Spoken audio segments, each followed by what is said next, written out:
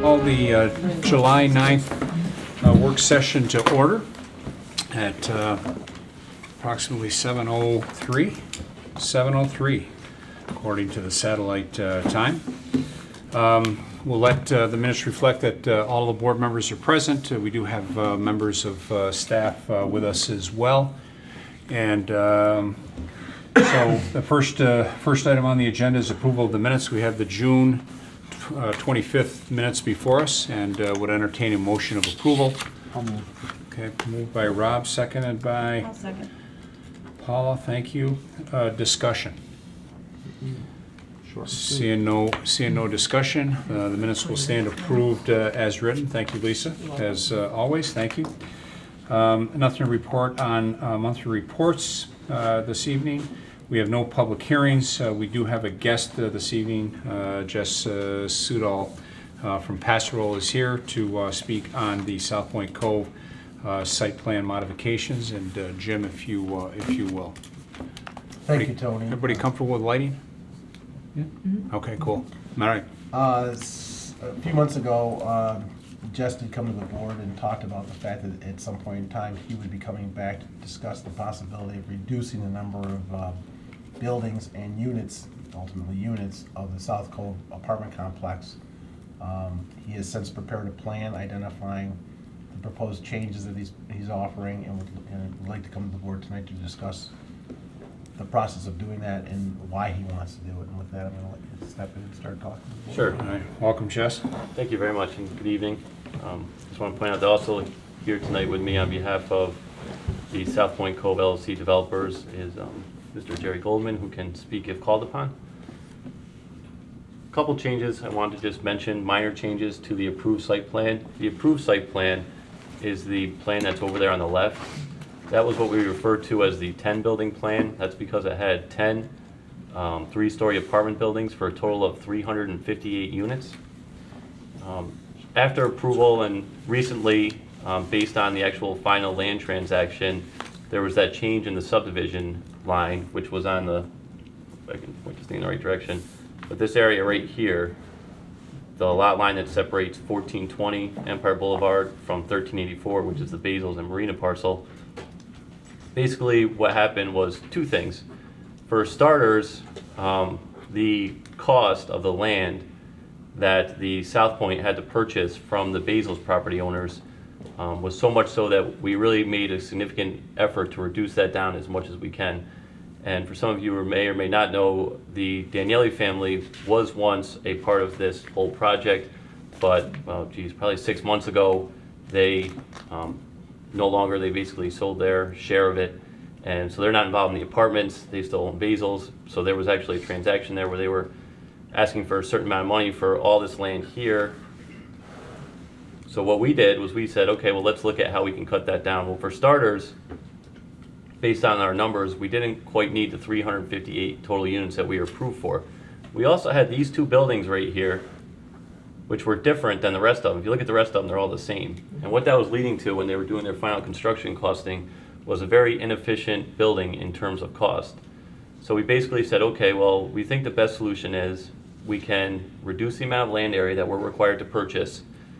And then what we'll do is we'll just replace those two outliers with one more building that's the same as the rest of them. So we went from 10 buildings down to 9, which is why we call the plan on the right, which is the current proposal, our 9 building plan. Now everything from this point to the east remains exactly the same. It was only a modification to this area where we took 2 buildings and replaced it with one larger building. Now what that resulted in was a couple of beneficial things in terms of impact. One is, well, we have one less building. We also have less units. We went from 358 total units, which was originally approved in 2012, down to 339 units. And then what we also look at, not just units, is also bedrooms, because bedrooms really translates to amount of people, amount of cars, and so on. So we actually dropped from 750 beds approximately on the approved site plan down to 650 beds on the right. So there's actually going to be about 100 less people once we develop it, if we're so allowed, on the right. So again, that's less impact with respect to traffic, stormwater, wastewater, so on and so forth. And the other thing that was an improvement in our opinion was that this building over here in the lower left-hand corner was the closest one to the right-of-way line. And, you know, it had the chance to it'd be the first one that you'd see, and you were looking at, you know, kind of the back of the building. By removing that and replace it with one single building, you're really maximizing that separation off of Empire Boulevard, which we also thought was a good thing. Whereas that building was, you know, about 35 feet from the right-of-way line. We're now greater than 60 with all of our buildings. So what it results in is less impact. It's actually more economical at the end of the day for the developers because they can just build the same building over and over again and don't have to adjust for the two. And quite frankly, they're able to proceed with the new 339 number and not needing the full 358. The second part that we wanted to discuss has to do with Building 10, which if you look at the plan on the right is the one that kind of sits out in the peninsula. If you recall, that's the building that brought into play the 660 feet and the DEC permitting and all the discussions regarding the Bald Eagle on the adjacent property. That building actually has a time frame associated with it in terms of when it can be constructed. It cannot be constructed during the nesting season of the Eagle. So the main construction, which is the foundation and shell, has to be completed from October 1st to about February 1st. So because of those restrictions, and because of another element I'll talk about in a bit, it's not included in the original financing package, which is the other 8 buildings to the south, which are all under construction now, as you know when you drive by it. Actually, for those of you, many of you probably already know this. Where's my pointer? This way. If you go out there now, this building here is actually the one where you see the foundation coming up out of the ground.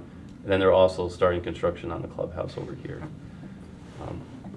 So what we're proposing to do is create a separate lot for that Building 10 that's out there on the point, which will allow us to finance and encumber just the balance of the parcel without encumbering this piece, which would be financed and constructed separately during that off-peak season. Another change I wanted to mention to that particular building is it was originally approved as 358 apartments. That building is going to be turned into a condo building where you'll actually have for sale condo units. Very high-end units in terms of comparables. As a matter of fact, there's very few condos that will compare in amenities and essentially cost in the entire Monroe County area. It's going to have its own pool in the pool deck and much bigger units, bigger space. Where's that building? Sorry, Where's sorry. Is it the Eagle Yeah, building? okay. Yes. She just called. The Eagle Building? I can't call it the Eagle Building. And Jess, you mentioned 358, but I think the question for building number 10, what was the number of units in that particular building versus what is being proposed as it goes to a condo? Right, there was 37 apartment units originally approved. There will now be 24 condo units in that building. So for the most part, buildings staying the same, larger units, a little bit more amenities, a pool, and some things like that. Exactly right. Yep. It's not a totally different building. It's essentially exactly the same. The site layout around it's the same. The grade, there's no impact with respect to that. It's just, both are considered multifamily, but we did want to point out that there is that element of ownership, which we always think is good. Not that this isn't going to be maintained at the highest level, but to have 24 property owners in there, I think is a good thing for the project. But as far as access or just drivability around the entire complex, none of that's going to change, right? That's so correct. The 4 sales will still have to go through what is the apartment complex? Yep, there'll be Okay. access easements through the apartments to get to the for sale parcel. We actually have this little strip you see in yellow that goes out to Empire Boulevard. There's not going to be a road or anything in it, just based on state survey law, we have to have 15 feet of road frontage, so that's why there's that funny shaped lot, but nothing's actually going to go in there. So building 10, the Eagle building is not gonna be gated, it's gonna look, no one's gonna you won't be able to tell the difference between that building and the apartment. Well, we are In terms of accessibility accessibility or, We are considering possibly adding gates just for the night, for that certain sense of security for the homeowners. But in terms of, it'll still be 3 stories, it's gonna have very similar appearance to the rest of them. The clubhouse, is that for everyone or just them? The clubhouse is for the entire project. Yeah. Well, they have to get to it somehow, so. Right, well, there's a sidewalk that goes over to it. What you're saying about gates? Oh, the sidewalks would go around the gates. And nothing with respect to that building, any modifications affects the proposed public access? Nope, nope, we're still proposing public access to a designated lookout area and, public access right into the part of the project. You will have to grant a cross-access easement over the property that's going out to Empire Boulevard. But you were gonna do that anyways with respect to the rest of the property Right. to the town of Penfield for its land, for the public access point. Was any consideration given to making one of the remaining 9 buildings condo for sale? We briefly thought about it. We thought about specifically the one all the way to the west, closest to Basil's. But, the other 9, or the other remaining 8 kind of fit together so nicely, kind of along that same boulevard, that we wouldn't be able to provide the same amenities that we do with the one there. And quite frankly, we don't really have, a desire to do too many more condos. There's going to only be so many people in that market, although there's already an extreme amount of interest for that level of a purchase. And would there be a separate homeowners association for that one building? Yes. And are you able just to give a rough order of magnitude as to, what the cost range might be for those condos? Yeah, they'll be starting in the range of 400,000 with some well above that.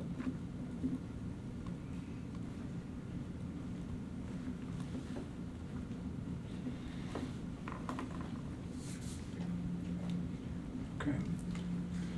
Board questions, additional questions, comments? Mr. Costello? Yeah, the comment I want to bring up, Tony, is the fact that later tonight we'll be talking about the DEIS for the marina. The board did, as you remember, require the applicants to also address potential, because you did know about this potential request coming up, so you did ask them to address Right. this modification in the EIS as part of their review of the entire site. And they have done that. Okay. So certainly important to reinforce that earlier conversation, so, okay. Other questions or? Just one other Yep, comment. Is there going to absolutely. be, I mean, you've kind of given us an overall view of what conceptually it's going to look like. Are you going to have something more site-specific?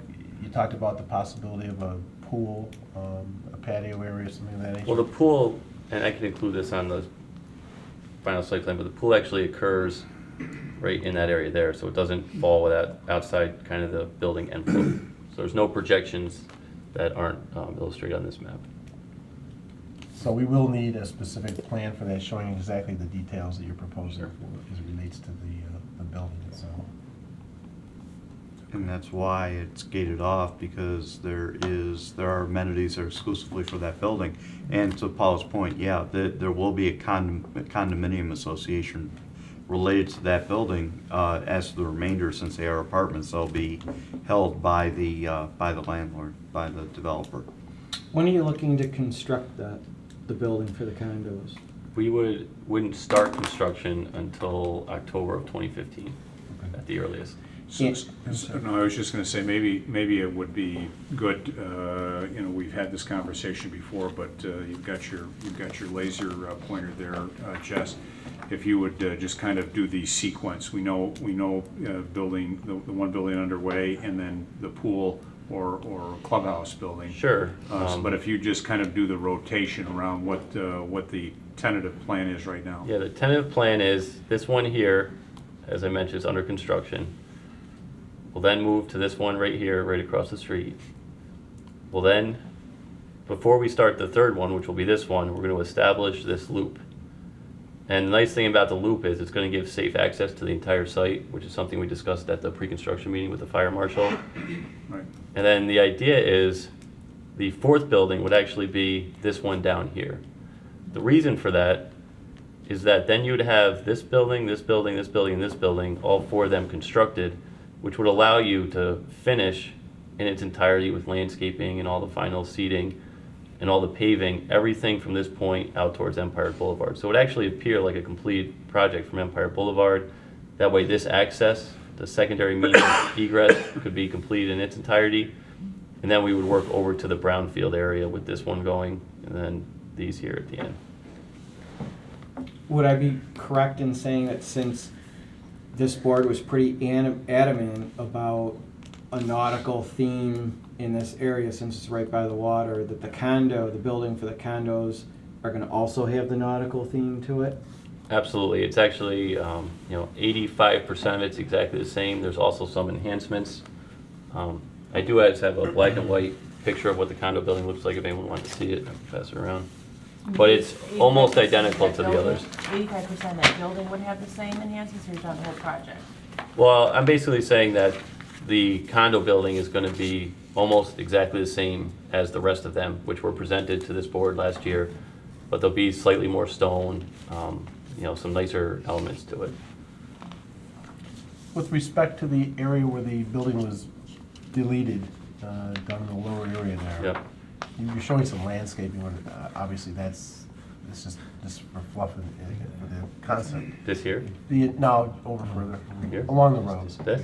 So the comment is there going to be some type of berm or something to buffer the parking lot from the right of way? Yeah, the parking lot actually sits about 6 to 8 feet lower than Empire Boulevard, 'cause that's where Empire Boulevard kind of starts going up.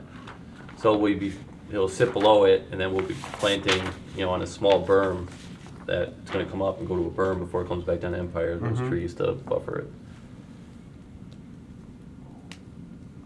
And that would be lawned area from the berm down to Yes. down to the parking area.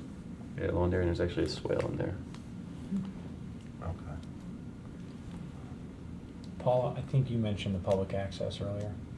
Does the public access change at all with the gate going around building 10? No, the public access never went out to that point. Okay, By design, because we're not trying to promote access out towards the Eagle. right. We're trying to discourage it at this point. Right. Okay. And just for the board's information, can you just talk a little bit about the schedule for the road improvements to Empire Boulevard for safety purposes? Yes, we've actually recently got all of our final plans complete and approved by the state DOT. We're actually in the process of pulling our permit, and that's essentially in order. So we'll be starting the road work approximately on August 1st of this year. The majority of that construction, there's going to be some startup, but the really heavy lifting, if you will be mid-August till mid-September. And then by October to mid-October, we're going to mostly be finishing up things, but hope to have the road open by then. The idea has been all along that we need to complete the road this season, so that when the first building is open for occupancy sometime in the late spring of next year, that all those improvements are installed and operational. It was not an option for us to open a building without having those traffic improvements completed. And I think just for the audience, you just mentioned you'll have it open again in mid-October. The road will never be closed off. There will always be No. through access throughout the project. But, yeah. It's just a safety. But it'd be a I would- construction zone. But yeah, by Yeah, I mid-October, you understand that. shouldn't even know they're there. Very good. And Jess, if you would again, you identified the sequence, of the building construction. Would you just run through, the rough timeline? So we know that there's one underway, today. We know that October of 2015 is the the building out on the point. But what is kind of the sense, based on what you're looking at today?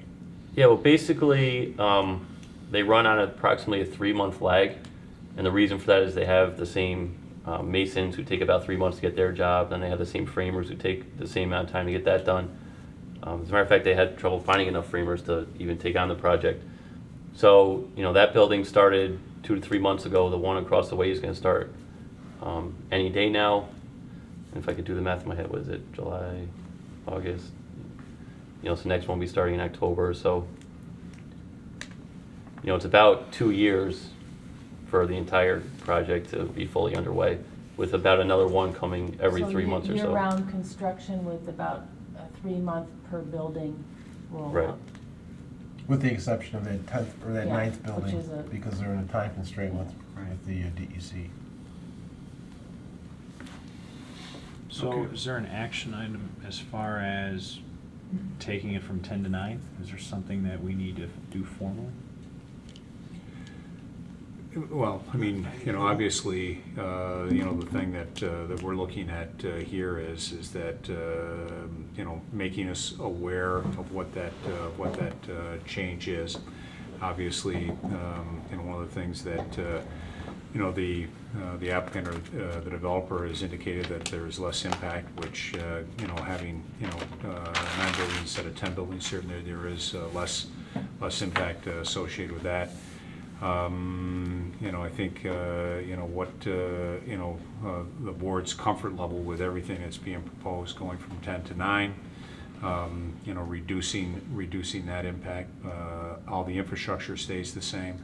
The 10th building becomes a separate lot, or proposed to be a separate lot, and again, doing that, from a funding standpoint, so, is the board supportive of, the changes that are being recommended, at this time, and if there is, then we'll direct, staff to follow up, Okay. Accordingly to.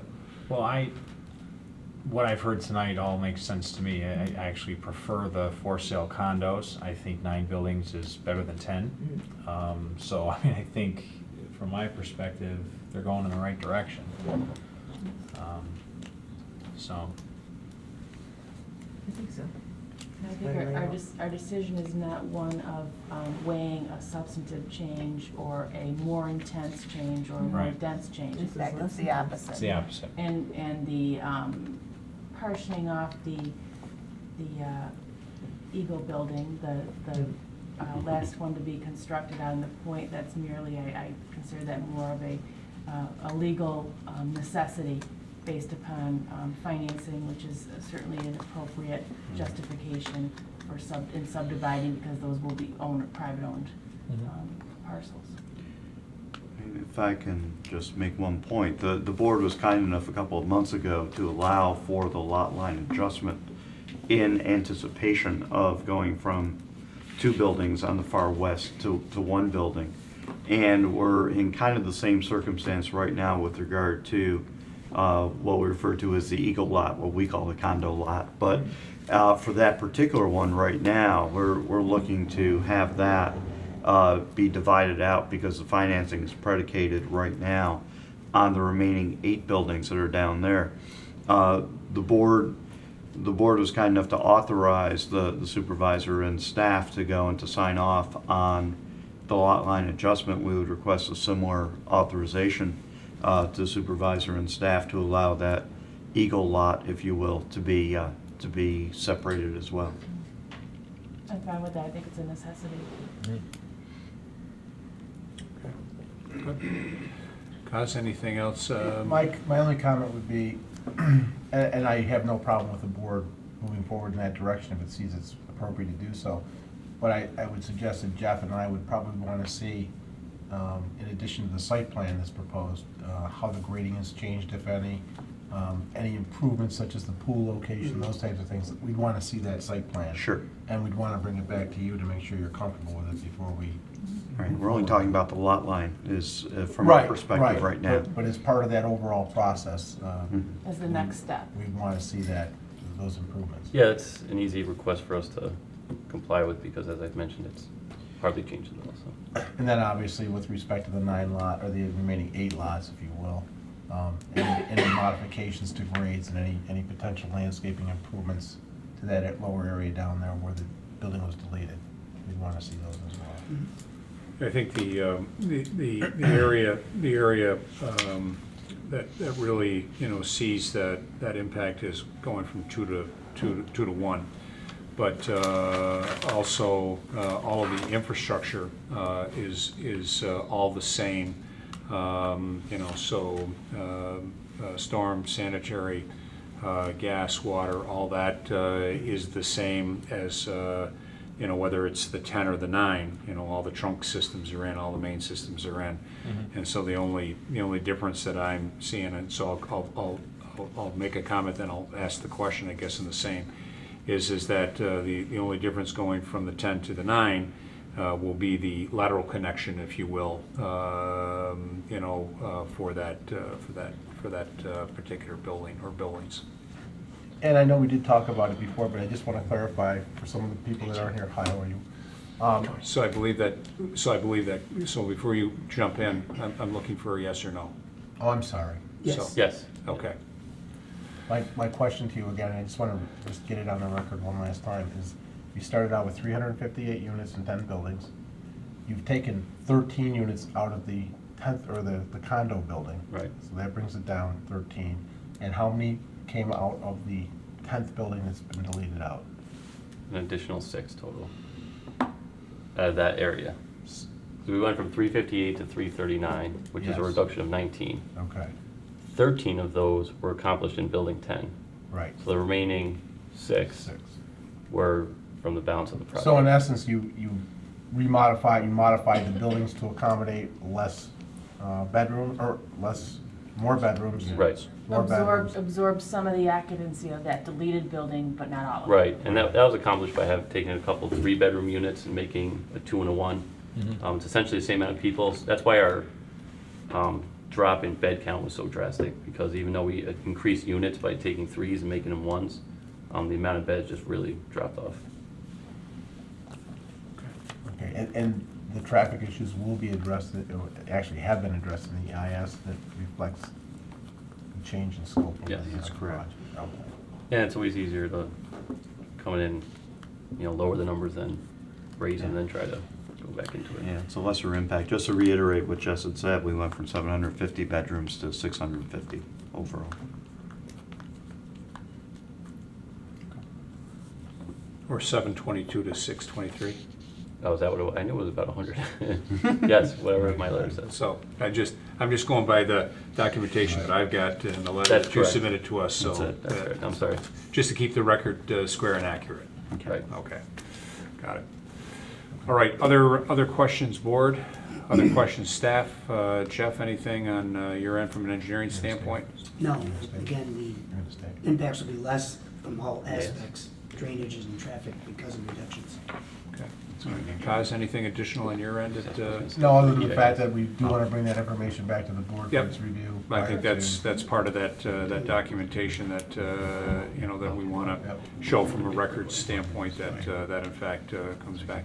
And then I think I'll just anticipate a potential question for Mr. Moore, and that is that, we have a color rendering of the buildings as proposed. If we could have a coloring rendering of that building 10 or that point building, so that other than the black and white, I think that would help, just again to reinforce that it is either being the same or upscaled, if you will, from where it was, and nothing less than And I would what was add originally. one step beyond that, beyond just the building itself, the pool, the structure and the surrounding areas, that we get a good rendering of that.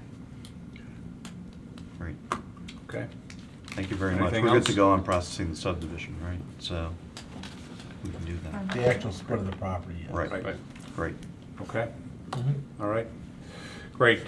Thank you. We'll move on to the next. Move on to the next item. Thank you very much. And that brings us to 2146, 2152 Fairport 9 Mile Point Road. This is the Falone proposal, and we heard this as an informal hearing at our last meeting, and a number of comments that were submitted. We did have at least one speaker that came to address.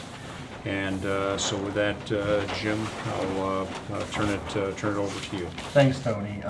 As you know, what we just went through with the applicant was an informational meeting.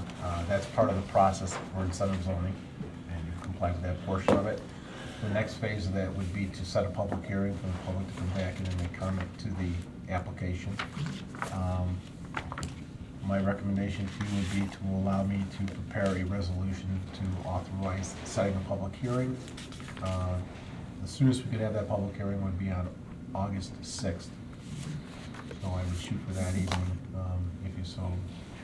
Yeah, our one speaker, and I think the main concern we had was about buffering, Right. that whole thing, the back and the little dry pond or whatever they were gonna put in. more clarity if you wanna talk to them before they do the public hearing, I think it'd be, We actually have, and the neighbor who was concerned has spent time with me and the applicant as well, so we're gonna move forward in that area to try and. And resolve you that. had that conversations with Mr. Shields? Yes, he was present Okay. with us at that time. All and right, the type good. of trees too, the type of trees they Yes. would like to. And I'm gonna have Bruce Zaretsky work with the applicant and the homeowner. Actually, it's not just one homeowner, it's a couple of homeowners. But you know, the same question will come up in the hearing, so it might as Absolutely. well be clear now. So, I mean, and I've been a big proponent of getting those trees back to those people Yes. that were taken down Right. early on. So we will be working with the applicant and the homeowners to make sure that whatever plan comes before you meets everybody's concern. I think Mr. Young, as he made his comments, certainly about the drainage component and the landscaping, I think while he was in speaking for himself, I think he represents a much broader base from a landscaping across there, and having that consistency, essentially from one end of the property, albeit different property That's right. owners. But from one end, from the kind of the north end down to the south end, and having that consistency makes a whole lot of sense. And I think that's what was intended through through many conversations that has been had by this board. That's right, and I've been in contact with Mr. Surratt, who's been with me since day one to get this resolved, and so he understands where we are as well. Okay, all right. And we have, did we expand the notification since the Jeremiah's? Yes, it was the same one that was given to Jeremiah's and. Okay, and we Panera. expanded for Panera. Yeah, And and that's actually, in this case, it'll be even more because now it touches further to the north, so Yeah. other people will be. Right. Would you So- be able to just before, this is for future, before the public hearing, snapshot for us who was notified, either by streets or, just so we're aware, Well, I'm sure of Mrs. who was- Grosser could possibly do that as quickly as of who was possible. notified? It's good to know that, so Yep. when we're hearing from people. Yeah, we have lists of all the people that we've notified. Mhm. Okay. And they're all in writing. And so as part of that conversation that you had with, Shields representing the applicant, I know he heard it, the conversation at the public information meeting, but there was discussion around cross-access easement, and, making sure that we were addressing, that area, that what I'll call detention pond.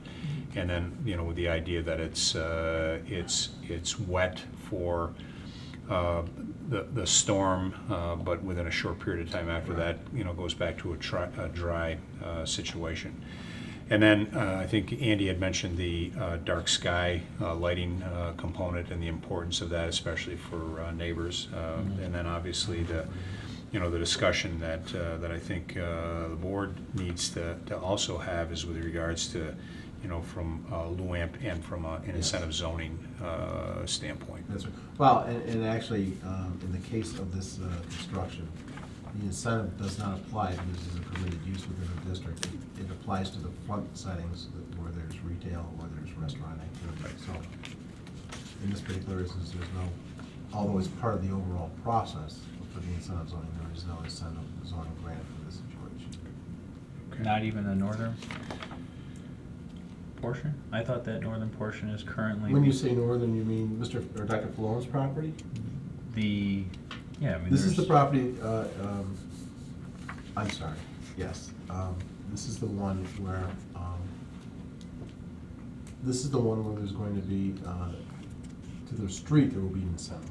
Right. To the back. That's what I meant, so Yes, that they'll yes, have to include absolutely. incentive That's zoning at right. some point, okay. Yes, Okay. we will be having those discussions with them Yep. in the near future. Okay. All right. Everybody's comfortable with authorizing Jim to put a resolution in calling for a public hearing on the 6th of August for this property? Mhm. Okay. Jim, other comments or questions or anything that should be added to the record on this particular application? No, I think you've covered everything at this point. Okay, then we'll move forward, we'll look for that resolution for our next meeting. So, Very good. thank you for that.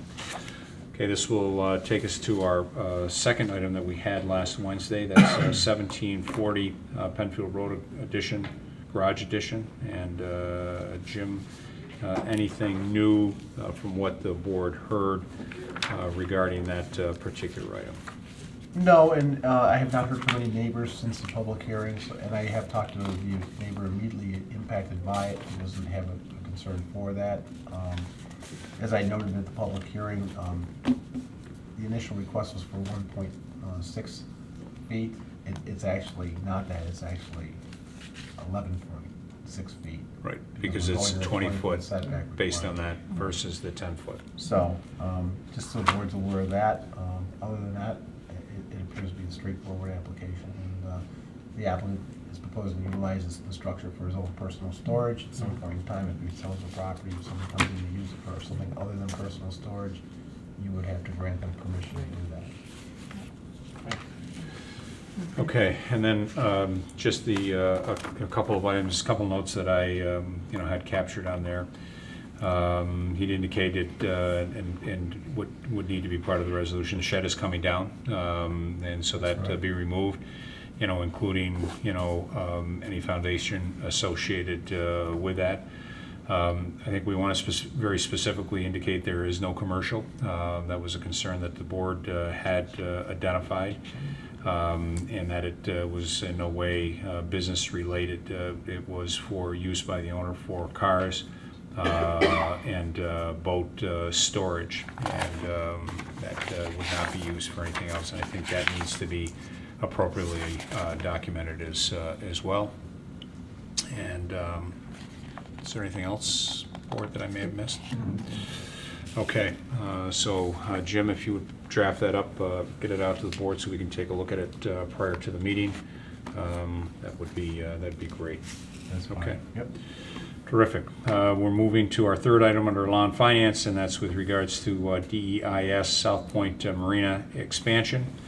The document the board has had, I know the board has gone through and provided some input, feedback back to Mr. Costello. I know Mr. Costello, in his usual fashion, has gone through it in quite a bit of detail around that, and would ask the board any questions, concerns, issues that you may have gleaned as you were looking at this. So the next step would be that if the board feels that it's at a point that we can then open it up for public comment.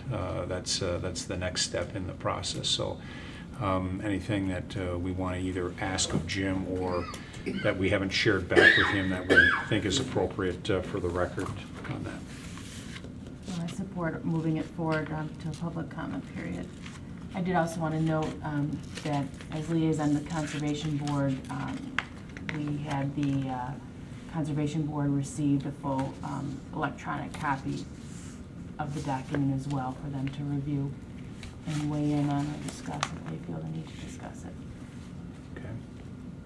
All right. Anybody else? Any other comments?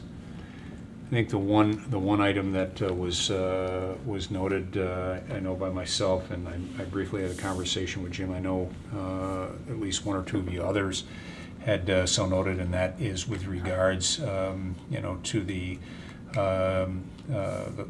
clubhouse building, or what I'll call the clubhouse building, pool building. That originally, if memory serves me correct, that was approximately 2,700 square foot in size. That on the current materials that were submitted shows that as 3,750. So that's an increase of 1,050 square feet, and so that's something that we need to address. As we move forward as well. And Jim, I don't know if you've got any additional thoughts or comments on that, but it would seem to me that as we have the hearing, at least on the impact, we should also have a hearing on that increased size as well.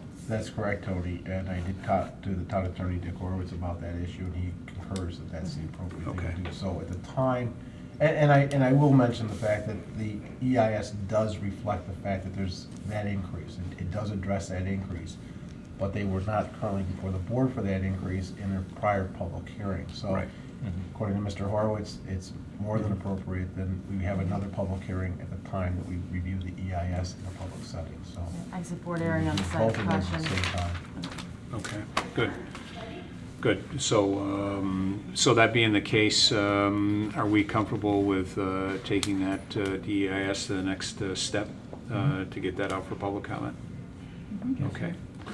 So we'll ask Jim then to proceed with preparing the paperwork for that and getting that out so that can be established, and also, you know, certainly taking into account, you know, the increased size within the clubhouse, pool house structure as well. Okay. Other questions or comments, board or staff? Jim, can you just make sure you, just we keep the loop open with the Conservation Board, just have a chat with Zach regarding. I actually am going to be meeting with the Conservation Board at their next meeting to I go will see you over there. the details. So, yes, I certainly Then they will have, do that. as I mentioned, they have this to review well in advance. Yes. Okay, good. Anything else for Jim on this particular item? All right. We'll move down to action items, Public Works. We have a fill and grade permit at 1015 Penfield Road, and we have Mr. Benway that's here with us this evening. And Mr. Benway, if you would. All right. Mr. Larry Bell purchased a property on Penfield Road. It was approved back in 1982. It was the Ornt parcel. James Ornt. Janice and Arnie Orr. Yep. And property was approved with the house, some drainage pattern work that was included. The person who built the house, if you look on the overall picture here, you can see it was pretty wooded, so there wasn't a whole lot of site improvements made. They liked it. Mr. Bell is here. He purchased the property. He desires to open it up because he does have children. I guess you want to describe what you've done? Just before he starts, I have, first, he was clearing, which was under the requirements of our code.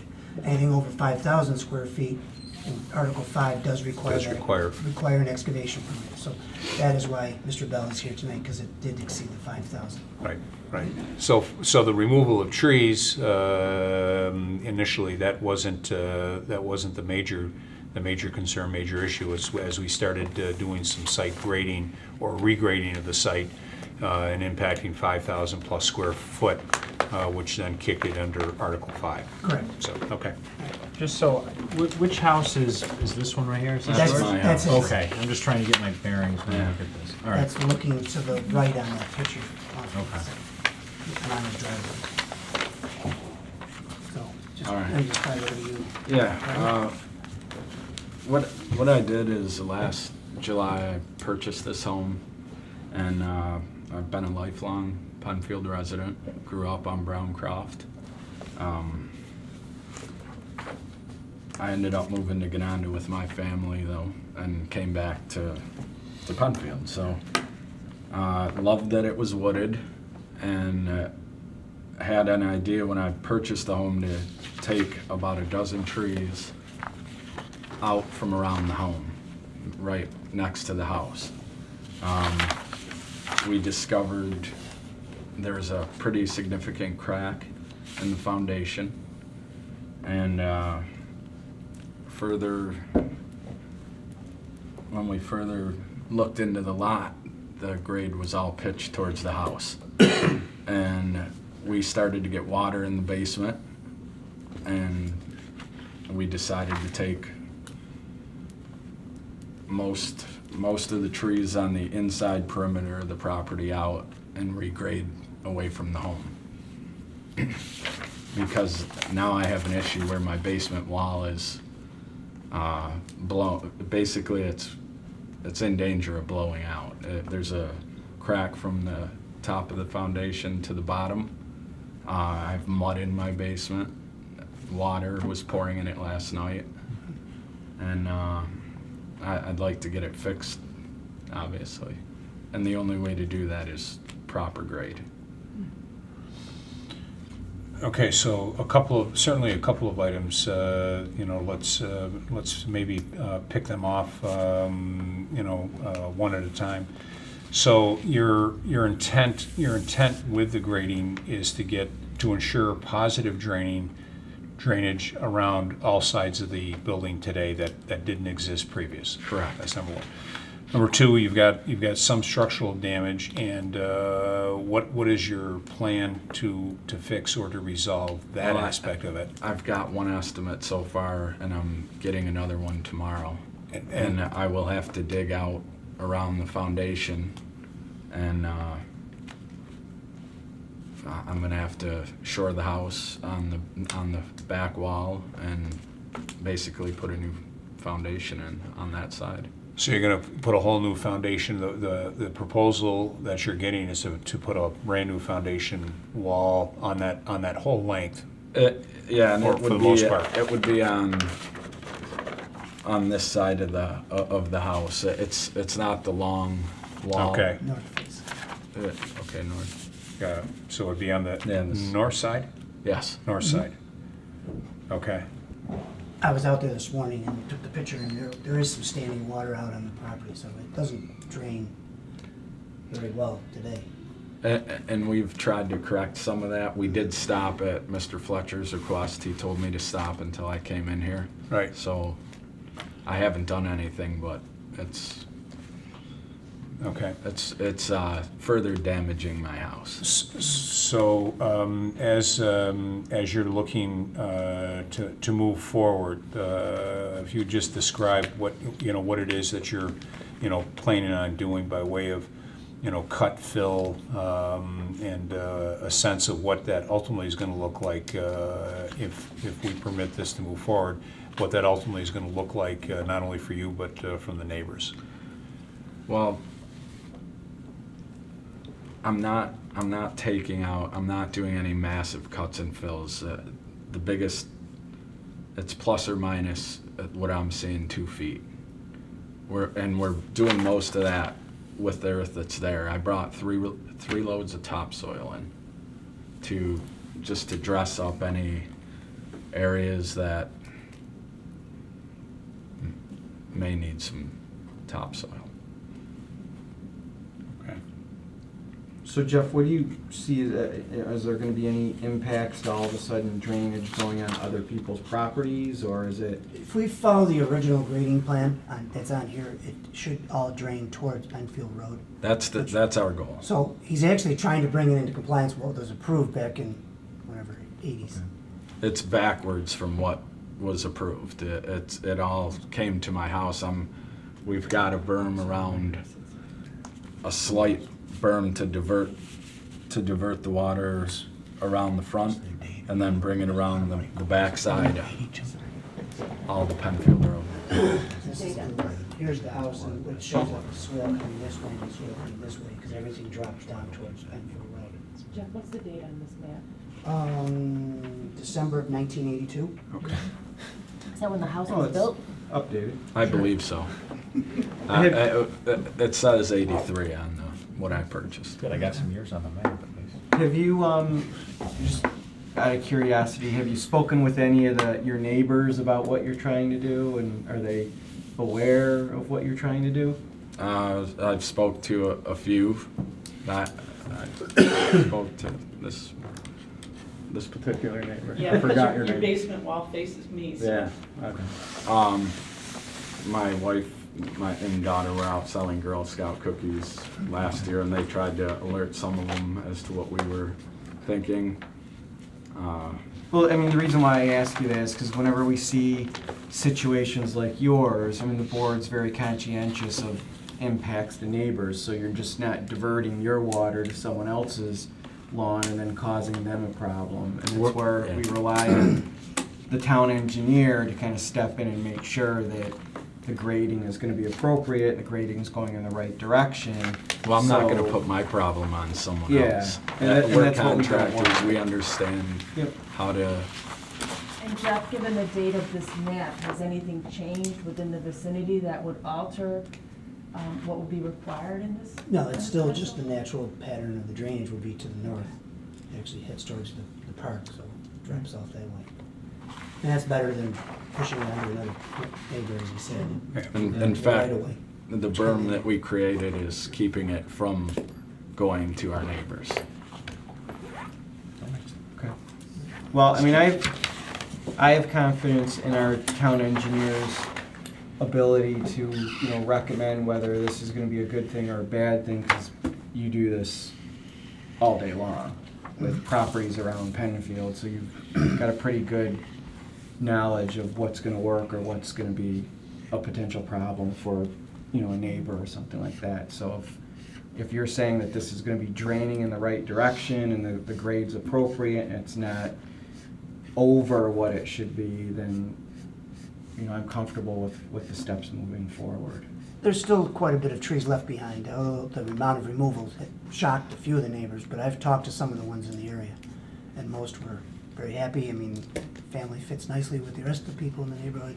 It's gonna So be it- nice. It's just that when Andy got alerted to this from a neighbor, we started looking into the requirements and Sure. Right.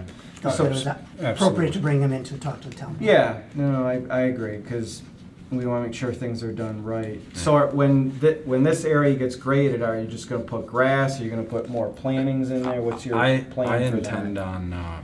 on bringing in anywhere from 30 to, I think 50 would be too many, blue spruce.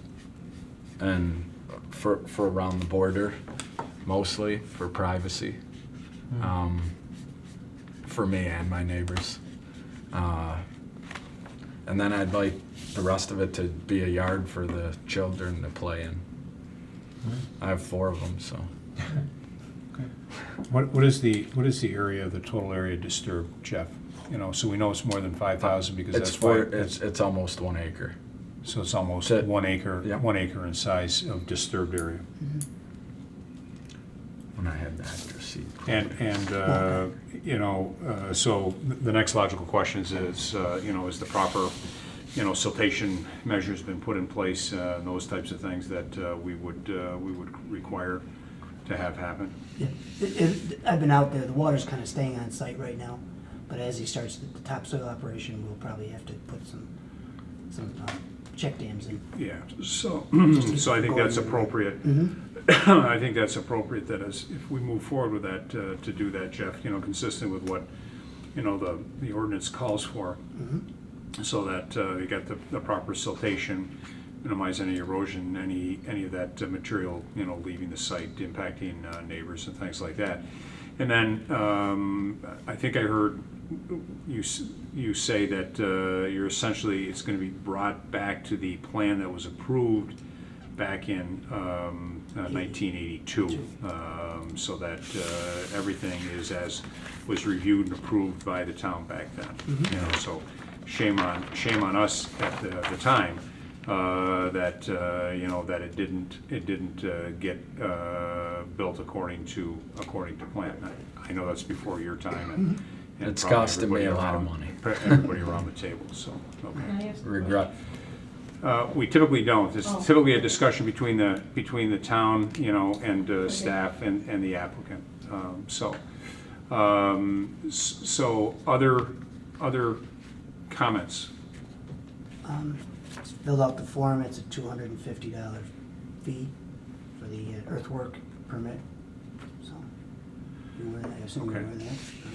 So we want to make sure that, again, you know, siltation is done properly, no impact to adjacent property owners, that the plan be left as was originally approved, and we, you know, bring it into full compliance. And then obviously, any structural work that you'll be doing, Mr. Bell, certainly will have to be reviewed and inspected by the building department, so that all that work is done, obviously, you know, according to code and things. What would the timeline be on this? Because further damage is happening, and it's just gonna keep costing me more and more money. So, question as far as, you mean permit for? Getting the grade right and getting this taken care Well, of. with the essentially, I think what I'm hearing from the board, and the board can weigh in on that, you know, the way the ordinance reads is that it, you know, smaller projects can be reviewed and approved by the board at a setting like this. Larger products where there's significant cuts and fills and grading, that may in fact require a public hearing under the code.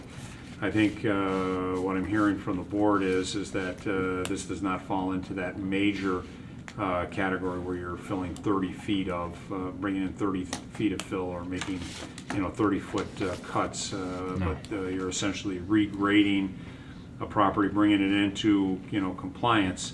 And so it'll be a few days for Mr. Benway to put together, you know, the appropriate letter of paperwork, permit itself, and to get that issued. So that's what it would be Okay. looking at.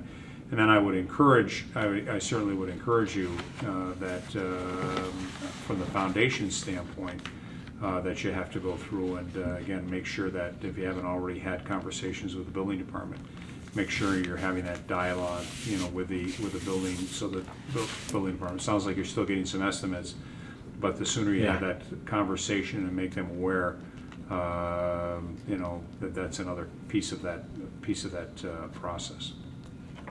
Okay. Should I fill this out tonight and leave it? Well, tell you what, if you want to stop at the office tomorrow, Sure. I would encourage bring you. your checkbook and we'll process it all day tomorrow, right tomorrow. All right. You have that, just fill that out and then Sure. come in tomorrow. So I would ask board, other questions, concerns, you know, as it relates to this. Okay, as long as the usual processes are followed. And Okay. Staff, any additional comments? And so Jeff, I would just, if Mr. Bell is not familiar with Article 5, I would encourage you to make sure that he has a copy of Article 5. Thank you very Yeah, much. Jim did give it to me. All right. Jim, So that, he just told me to come here tonight, talk to you guys, and try to get it straightened out. Yeah, so before any further work is done, so that we don't get crosswise with one another, let's make sure you have the opportunity to spend some time with Mr. Benway tomorrow. And then if you have a final or some idea from a landscape plan, certainly having that part of the record would be good as well. Would it almost be good to just do an as-built on this old one and submit it? I would say that if that, you know. We'll draw the appropriate contours and Yep. and show that. I'll go back to this originally approved map that, you know, was approved as part of the subdivision back, you know, now 30 years ago. Yeah. So, 30 plus years ago. Okay. Other questions, other comments, board? No, the only thing that I would like to throw is just Jeff, if you, afterwards, if the resident here has a question, just see if you can be available to answer Absolutely. that for him. Okay. I'm sure it involves engineering aspects. And because you don't have any other items, you know, on the agenda after this item, maybe it'd be good for you and Mr. Bell and the neighbors to just take a couple of minutes and have a conversation.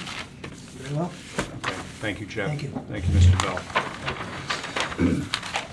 Okay, that brings us to information items. First item up is Panera Bread.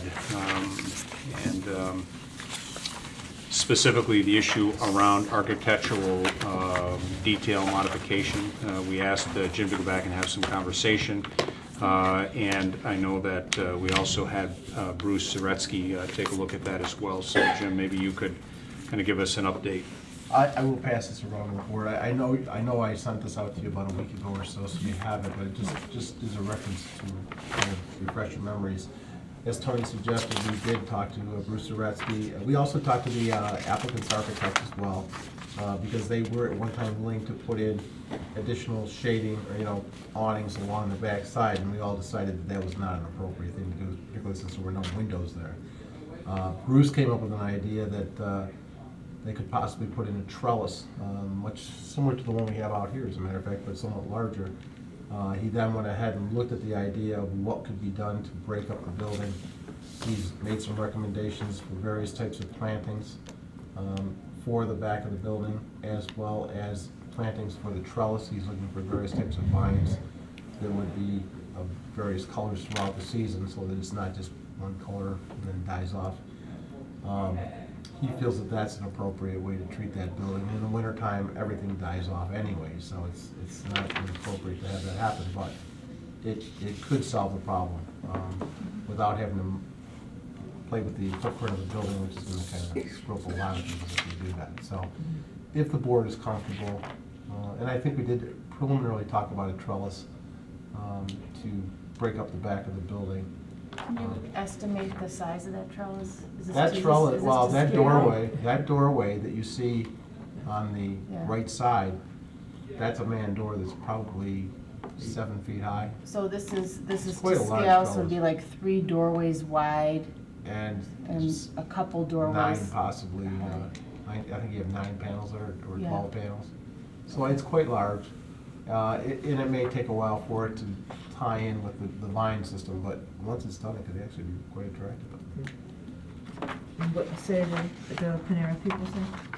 Panera people are fully supportive of it. They said they would be more than happy to follow whatever Okay.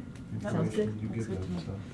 I Much just want to bring that improved. to your attention. If that's the case, I will relay back to Panera that they're going to be required to do that. Then we will start the sign-off process on their plans. Yeah, I think it's important that it certainly gives it a lot more character than I think what it had before. And so More attractive. I think that's really what the key was, not only for Panera, whether they recognize it or not, but I think for folks utilizing that facility, neighbors, and things. So Yeah, it's- I agree. I think that the way it looks now is a lot better than what it looked beforehand. I think the vision beforehand was pretty poor design, in my opinion, and I think that they've made the improvements. And then, as you said, Jim, then we'll go through, from a sign-off standpoint, we'll go through the normal, sign-off process for that. And certainly, I think that would also include Zaretsky, Yes, that was part of signing the off landscaping plan that he has to as- sign off as, prior to part Tony of that. signing off. Okay, good. Okay? So, everybody good with that? Yep. All right, Okay. very good, thank you. Okay, 2152 Fairport, 9 Mile Point Road, proposed office building. Yes, just to bring to the board's attention the fact that we've been working on this property now with Dr. Falone over the last several weeks. And as part of that, Eric Schaff submitted last week a proposal for a 9,000 square foot office building. I plotted that out on our overall scheme for you to see. This is the building here, and I also had the... And so I'd ask if Mr. Young has an interest, Yeah, please come on, come, yeah. please come to the table. He's the only person left, and we can at least have it where everybody can see it. And I think the board does have copies of the plan. I think I submitted that to your mailboxes the other day. Yep. I just want to refresh for the board's memory how this scales out to the overall preliminary plan that was proposed back in 2006. I actually have the numbers. That plan showed a total of 54,820 square feet of both retail and office area. 54, I'm sorry, 54. And I can break it down for you. At one time, there was going to be a 16,000 square foot, Yeah. little mall area that was gonna be down by where Jeremiah's is now. Jeremiah's is there instead, and that's now 6,500 square feet, so it's 9,500 square feet less there. Now, just taking into account, there is that one vacant parcel just to the south of Jeremiah's, and I'm anticipating that nothing more than maybe... There's not much that No, can there's fit not. in. I'm thinking 3,000, maybe 4,000 square feet, so you're still like 10,000 under what you thought you were gonna have for that site. The Doodlebugs was going to initially be 15,000, it's really 11,322 square feet, so you're about 4,000 off there, 3,700. The Walgreens proposal that was initially, there was a 14,800 square foot building. That is now the Panera Bread building, which I believe is about 4,230 square feet, something of that nature. So that's quite a bit less. It's 10,000 less.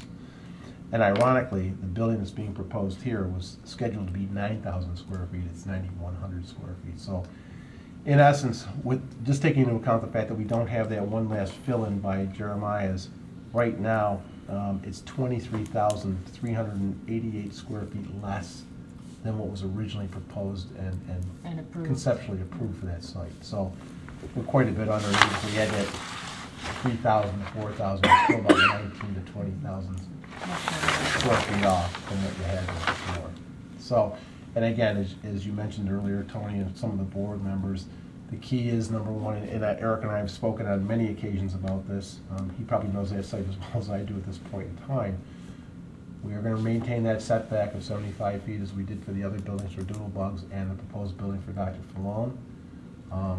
That area will have that swale running through, as does Doodlebugs. That berm area will be landscaped, and we will be meeting with the neighbors again to talk about that.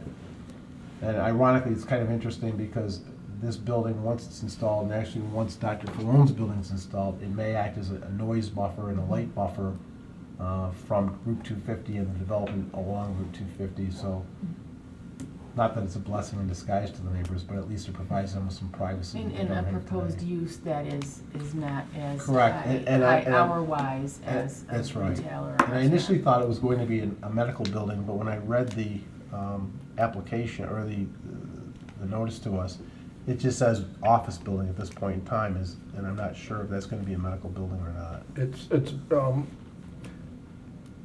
The zoning requirement is modified BNR, business non-retail, for that portion of the plaza area, if you Right. will, because the eastern portion was limited to business non-retail. Right.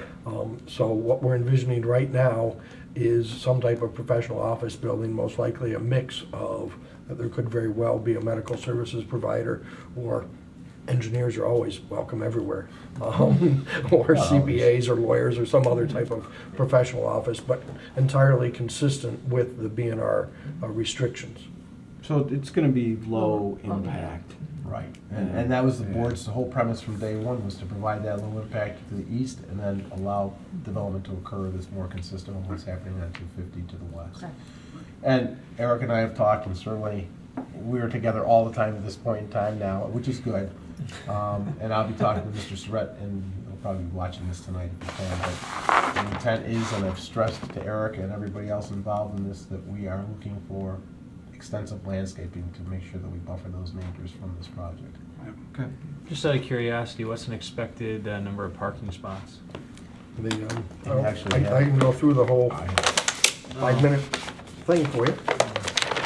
I do have one full size if you'd like. I don't know if electronically you're able to print, but I also printed 11/17s for anybody that would like to. Let me have those. This way. Let me introduce one of our relatively new employees. He's new to our firm. This is Dave Moon. He's with us on Marathon Engineering, and he's actually done some of the work, and we'll be doing a lot more on this project. So just wanted to bring him Excellent. along. Originally from this area, Dave? Actually from Maryland. I From came Maryland? out here to go to RIT. Very nice, very nice. And graduated from RIT? Congratulations. This past May, thank you. Yeah, even more so, congratulations. He was actually, he interned with us 2 years ago, 1 year ago. Yep, that's right. 2 years. Somewhere, one of those, and we invited him to come back and interview with us, and we extended him an offer, and we were glad he accepted. So he's been with us Excellent. 2 weeks, 3 weeks. 2 months now, come on. I don't know, whatever. The good news is he's gotten 1 or 2, Paychecks. full paychecks. So, right? how I measure it. I spent some time with a nephew over the weekend, and I asked him how his new job was going, and he said, I finally got a full paycheck. So I guess he's officially indoctrinated into the real world. Right. Slowly, The real slowly world. understanding the difference between gross and net. And that was an interesting conversation that he and I both had. Was what the heck is all of this about? Gross looks pretty nice, and net looks pretty wimpy. But so that's for another evening. All right. So please give us the 3-minute overview. Yes, everyone knows where it is, so I'll skip the location, and we've been in here before. Basically, we are on the remaining lands, if you will, in this portion. It's 1.4 acres. It will not require a subdivision because it is just what is left after the Panera subdivision gets filed. So we're taking that portion of it, if you will. 9,100 square feet, as I mentioned, B&R with modifications. The parking we are proposing, will be 48 spaces on site, as you can see. We've lost 3 spaces due to the placement of the RG&E switchgear and transformer and whatever it is that's there, that's been there since the construction of Doodlebugs. They probably thought it was a good spot at the time, but yeah. So I think my client's going to get a cost estimate, but I do not see that being productive for him to move. It's just going to be too expensive, but we are looking at that. So we end up with 48 spaces here. We've calculated, because we don't know the uses, I used a standard calculation of 6 spaces per 1,000 square feet, and that came up to 55. It's pretty straightforward math. And so the remainder shortage, if you will, of 7 is going to be made up, if you will. It's one of those shared use parking and that type of thing. But we are hitting almost all of our needs, if you will, at that 6 per 1,000 square feet on site. As was pointed out, the uses such as they turn out to be are going to be during the daytime. Don't believe there will be that much interference. And then this property will, as part of the mutual cross access and so on, be available for use by the rest of the plaza, especially the Panera in the evening or Jeremiah's as overflow. Okay. The building, Let me just interrupt for 1 second, Sure. I apologize, but as it relates to the parking calculation that you're using is not far off from the requirement because they kind of blend in with each other, but for office space, you actually do not need as many spaces as you were proposing.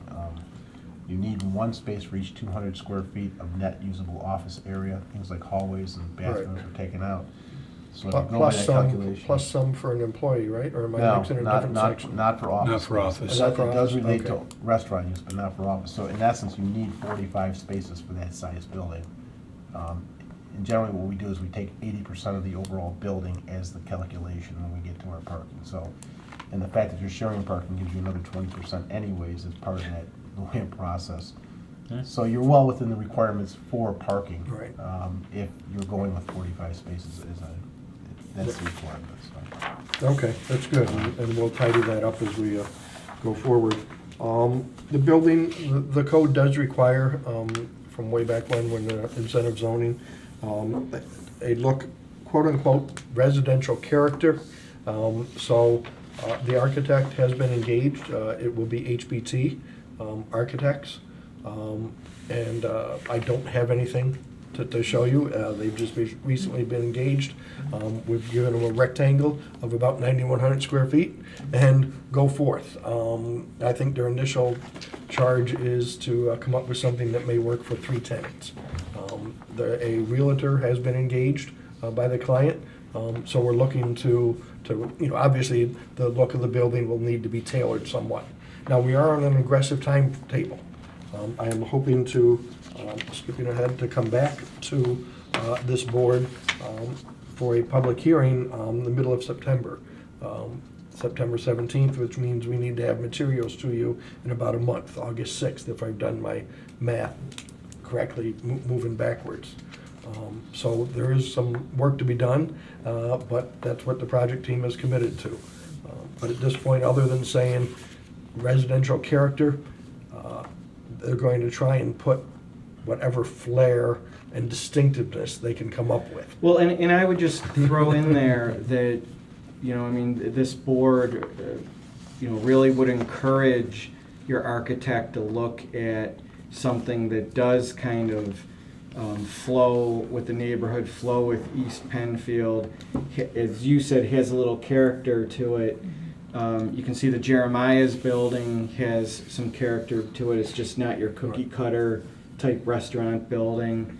And I would hope that the architect, and I know I would look very favorably if we saw something that had a little East Penfield or a little, you know, that type of a character to the facade, and not just a cookie cutter office building that anybody can spend, you know, 20 minutes and put together a scheme for.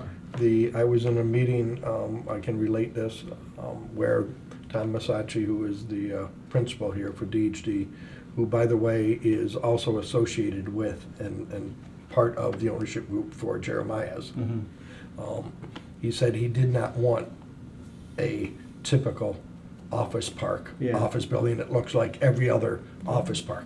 Now, again, I'm not an architect. I don't know what they're going to do and how they're going to do it, because it's got to be enough of a, oh, yeah, that's the office building I'm looking for where my lawyer or whatever is located.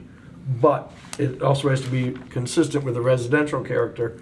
But that's the charge we've been given, we gave to the architectural team, and we'll see what they can come up with. Yeah, no, and I think you're right. I think you're on the right track. I mean, at the end of the day, this community in here, you know, could be something kind of neat. And I think if all of the developers or builders or owners embrace that kind of a theme, I think it could have a really nice look to it. I'm not going to speak for the rest of the board members, but for myself as one board member, you know, if I see something that comes in that embraces that to some extent, I'm going to view it much more favorably than something that is just standard 4 walls, some paint, some generic siding, and a roof, and you're done. And we're pretty consistent across the board in other business districts as well. Some of our Four Corners developments, and to, you know, use of colors, use of materials. I'm not an architect either, but you certainly know something creative when you see it. Right. And that fits in and enhances that area, and is something to boast from an architectural standpoint. And I think, you know, HPT will do a nice job. And Great. I think it's also helpful that, you know, again, that ownership group is affiliated with and obviously closely involved with the Jeremiah's. In terms of consistency throughout the plaza, we made sure that the Panera site lights are identical to the ones for the Jeremiah's, and we've already talked, and we're going to use the same site lights for here. So, I mean, right there's one of those little things that most people won't notice, but if they were glaringly different, you would. Right. So, Right. I think we're on the same path, if you will. Eric, I'm glad you brought up the lighting, because that's the one thing that I'm concerned about, is to make sure, obviously you need security lighting, and there's nobody going to question that, but make sure if there's any lighting on the building, particularly as it relates to the eastern portion of the property, that it's Right. downward, unobtrusive, and there's no glare going into the neighbor's property. That's certainly the same is true with any parking lot lighting, that if there's any glare coming off those lights, you know, because everybody's lower than you. So if those glares are coming down, to make sure there's the ability to shield those glares so that they're not shining into those residences. And again, we haven't put our site lights on here, but I think the layout of this building is such that the vast majority of the parking that we have to light is on the west side, so that'll help. We do have to light this little bit back here, but we can take care of that.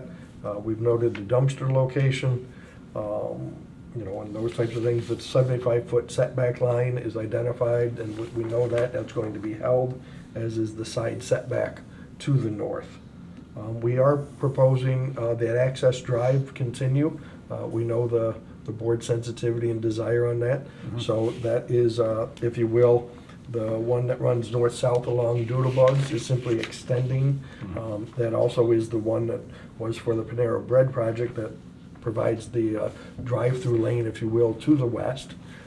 That then just continues straight up. We're proposing here curb parking then on the east side of that, and then it would just continue on up. And it stops at our property line. So it's there for future connection or whatever may happen with the other properties. In terms, oh, I'm sorry. No, go ahead. I was just gonna say, in terms of the landscaping, again, conceptual level, we've just shown some trees. Some of those are going to be installed as a result of the Jeremiah's That's right. project. Some of them are going to be installed as a result of the Panera. And then our developer here is willing to do, quote unquote, his share. It's just a matter of, you know, the only issue is he doesn't want to necessarily have to pay for all the sins of the past of the other folks and that type of thing. But he is certainly willing to do his fair share and landscape and that type of thing. We And then there will- would be some around the front of the building to complement and accent the building type thing. We will work with you and our landscape architect to come up with a plan that's acceptable to all Right. parties. I think that's great. And my comment to you is thinking about the building design, make sure that the HVAC systems are not visible from the neighborhood to the east. And then also that the dumpster, it will be enclosed. That is a dumpster enclosure. Yeah, consistent with the building design. And I might just two more comments, Eric, is so that, again, this is just a sketch. You're looking at this and ultimately coming in. But what I would say is that I might take a hard look at where the dumpsters are, kind of, you know, facing on that east side. And is there any advantage of putting it up on the north end, you know, where those three spots are? You know, which keeps it a little bit further away from, or potentially further away from the neighbors, if you will. So just something to take a look at. I'm not going to sit here and tell you that that's the best location, but I would just ask you to just consider, you know, where is it going to be the least impact to neighbors. And then my final comment is that on buildings like these, you know, we tend to look at the front as you're going in and what have you. And I would just say that, you know, the back, as I've said on a couple of others, the back is just as important, you know, for what the neighbors are looking at as well. So. And I would agree, and again, the brief architectural discussion that I was a part of was with the building oriented this way, both the east and the west facades are going to need treatment of some sort simply because of the sun. Sure. So that as the tenant spaces. So I think that simply the fact that they need to do something for that will lend some degree of architectural character, such as it is. I just don't see a blank wall there because that wouldn't work for the inside space.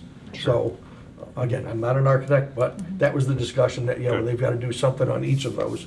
But on the other hand, we need to get a rectangle. I learned square buildings don't lease as well as rectangular buildings. Just the way the space carves up and that type of thing. So, okay, we go back and you get a rectangular building.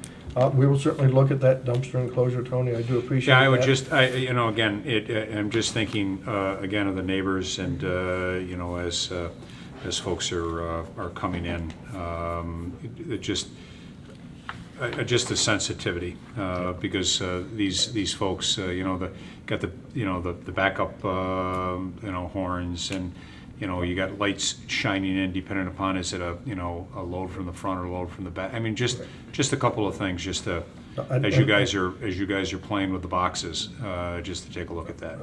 Take a look at the concern is, and right now the way we put it there, just so that we can share again a concept, not as in-depth analysis, was that allows a more or less straight in and out, with the thought being the primary visitor or client parking is going to be here, and keep the dump truck out of that, and more where the staff, where you aren't going to get as many ins and outs. But we will do what we can, including. Just ask that you take a look at it. Including if Yep. necessary additional screening. I think that's a good point. With all the landscaping we're gonna ask you to do, it'll probably buffer it completely. Yeah, I'm My sure. advice to you I'm would sure be there'll to be a look at- sound wall with a trellis. No. I'm My just- advice to you would be to look at the landscaping that was required for doodle bugs. It's most probably gonna be the same type of intensity that you have there. Okay.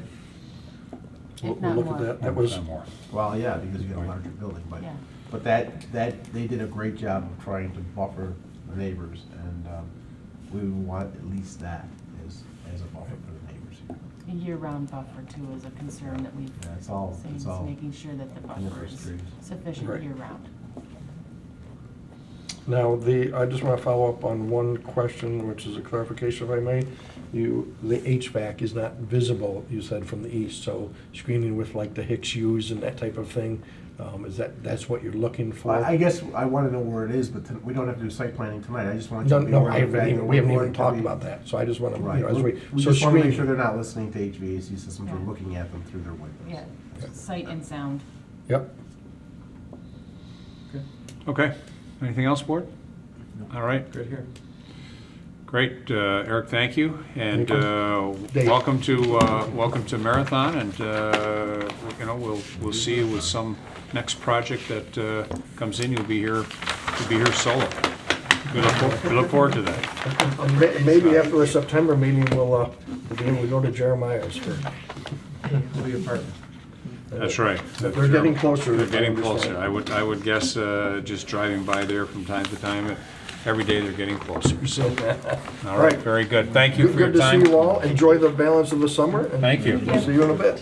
Appreciate it. See you in September, it sounds like. Okay, that's the last item under information, and seeing no other items to come before the town board tonight, we'll officially adjourn at 8:28 PM.